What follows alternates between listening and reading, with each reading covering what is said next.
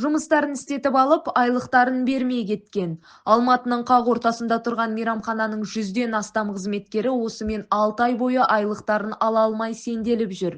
Күнделікті табыс түсіп тұрса да, мейрамхананың қожайыны қолдарына тиын-тебен ғана ұстатып, 19 миллион теңге берешек боп қалған оларға. Қызметкерлердің сол алашағын даулап жүргеніне жылға жуықтапты осымен. Бүгін олар тағы сотта кездесті. Зарплата нет, она задерживалась с каждым, как говорится, месяцем все дольше, дольше и дольше. Сначала на 10 дней, потом на 20 дней, потом доходило до того, что месяц была задержка. Айлықтарын бермегені бұлай тұрсын, әлеуметтік желіде еңбекақыларын беруді талап етіп пост жазған кезде мейрамхананың басшылығы ар-намысымызға тиді, боқтады деп бұлардың өзіне арыз жазыпты. Ол кісінің атына жаңағы намысына тиетін сөздер ешқандай айтқан жоқпын. Мен тек қана біздің жұмыстағы бірге істеген адамдардың және де менің жалақымды беруін талап ету жөнінде айтылған.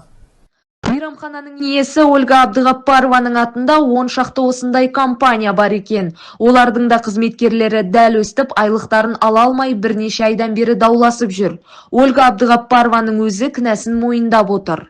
Как только я смогу забрать свое оборудование, я сразу рассчитаюсь с персоналом. Бірақ Ольга Абдығаппарованың осы уәдесінен кейін талай уақыт өткен. Басында біз зарплатамыз болмаған кезде біз бір айдай күттік, үндеген жоқ. Ол кісі берген жоқ. Қаншама адам проблемасын айтты, жағдайын айтты, көнген жоқ. Ақшамызды бермей қойды. Содан бері 6 ай өтіп, 7 айға жуықтапты. Соттан сот болып, нақты бір шешім шықпаған әлі. Әрқайсысының басында несиесі бар, бала-шағасы бар. Бұл пәтер жалдап тұратындарын айтпаған күннің өзінде.